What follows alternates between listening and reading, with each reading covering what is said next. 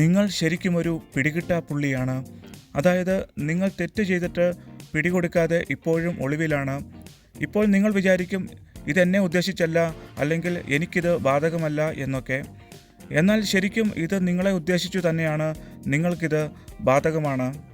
ഇപ്പോൾ നിങ്ങൾ വിചാരിക്കും ഞാൻ ആരെയും കൊന്നിട്ടില്ലല്ലോ, ഞാൻ ആരുടെയും പൈസ മോഷ്ടിച്ചിട്ടില്ലല്ലോ, ഞാൻ വ്യഭിചാരമൊന്നും ചെയ്തിട്ടില്ലല്ലോ എന്നൊക്കെ.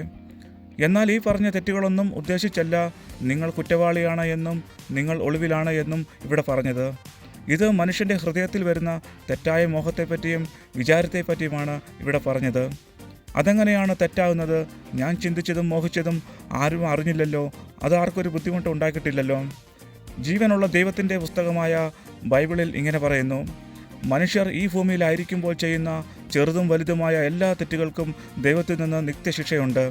ആ ശിക്ഷ ലഭിക്കുവാൻ നമ്മൾ പ്രാവർത്തികമായി തെറ്റ് ചെയ്യണമെന്നില്ല.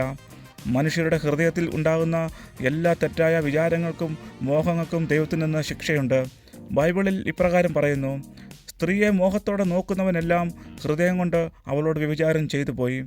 അപ്പോൾ നമ്മൾ ഈ ഭൂമിയിലായിരിക്കുമ്പോൾ തന്നെ ഈ ചെയ്ത തെറ്റുകളിൽ നിന്ന് നമ്മൾക്ക് മോക്ഷം അല്ലെങ്കിൽ ക്ഷമ ലഭിക്കേണ്ടത് ഏറ്റവും അത്യാവശ്യമായ കാര്യമാണ്. അതെങ്ങനെയാണ് സാധിക്കുന്നത്?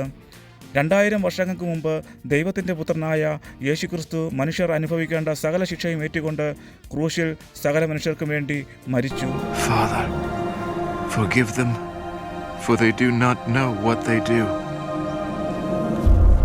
അതിനുശേഷം ദൈവത്തിൻ്റെ പുത്രനായ യേശുക്രിസ്തുവിനെ രക്ഷിതാവായി സ്വീകരിച്ച് നമ്മുടെ തെറ്റുകൾ എത്ര വലുതാണെങ്കിലും അത് ഏറ്റുപറഞ്ഞ് ഉപേക്ഷിക്കുന്ന സകല മനുഷ്യർക്കും പാപക്ഷമയും പാപമോചനവും ദൈവം ദാനമായി കൊടുത്തു.